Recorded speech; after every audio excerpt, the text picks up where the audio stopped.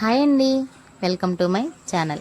ఈరోజు నా స్టైల్లో ఇంట్లోనే ఈజీగా పలావ్ ఎలా తయారు చేసుకోవాలో చూద్దామండి.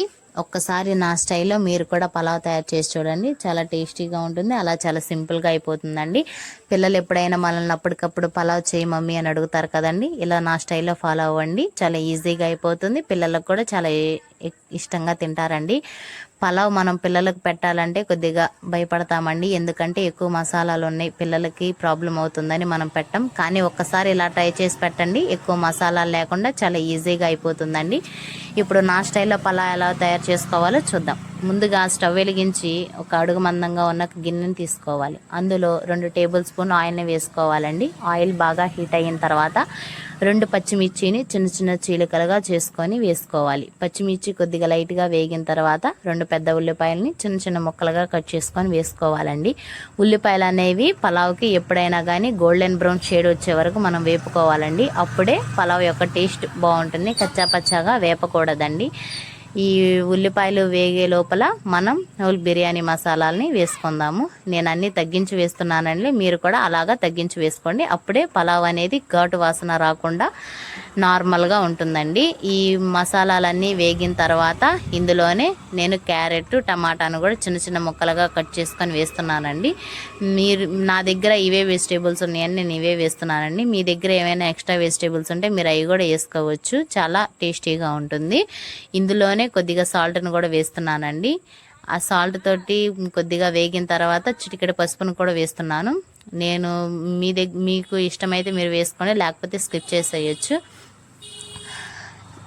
దీంట్లోనే సమ్మర్ కదండి, ఇప్పుడు పిల్లలు కొద్దిగా ఇబ్బంది పడకుండా ఉంటారండి. ఈ పలావ్ అనేది వేడి చేయకుండా ఉంటుందని నేను 1 టేబుల్ స్పూన్ వరకు పెరుగును కూడా యాడ్ చేస్తున్నానండి. ఈ పెరుగు కొద్దిగా వేగిన తర్వాత నేను 3 గ్లాసుల వరకు రైస్ తీసుకొని ముందుగానే కడిగి నానబెట్టుకున్నానండి. మనం పలావ్కి ఎప్పుడైనా కానీ బాస్మతి రైస్ని వాడుకుంటే చాలా టేస్టీగా ఉంటుంది, నార్మల్ రైస్ కన్నా కూడా.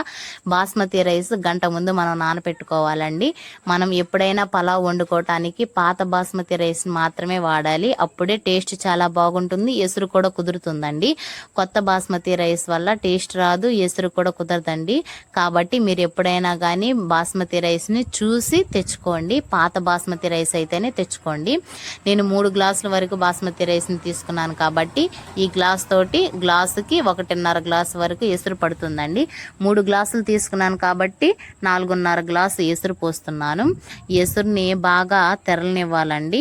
కొంతమంది రైస్ను కూడా వేసుకొని వేపుకున్న తర్వాత చేస్తారు, కానీ నేను ఎసురు పోసుకొని చేస్తానండి. ఇందులోనే మనం రుచికి తగినంత ఉప్పును వేసుకోవాలి. మనం ఉల్లిపాయలు వేగేటప్పుడు కొద్దిగా ఉప్పును వేసుకున్నాం కదండి, కాబట్టి కొద్దిగా రుచి చూసుకొని మనం ఇందులో ఉప్పు వేసుకోవాలి. ముందుగానే మసాలాని వేపుకోవచ్చండి, కానీ నేను అలా వేపట్లేదు, ఇందులోనే వేస్తున్నాను మసాలా.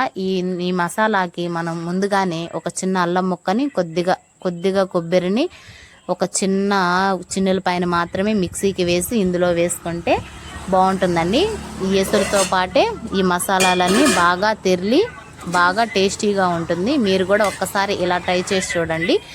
మనం గంట ముందుగా నానబెట్టుకున్న బాస్మతి రైస్ను కూడా శుభ్రంగా కడుక్కొని ఈ ఎసురులో వేసుకొని ఒక 5 మినిట్స్ హై ఫ్లేమ్లోనే 5 మినిట్స్ హై ఫ్లేమ్లో ఉడికించిన తర్వాత సిమ్లో పెట్టుకొని ఉడికించుకోవాలండి.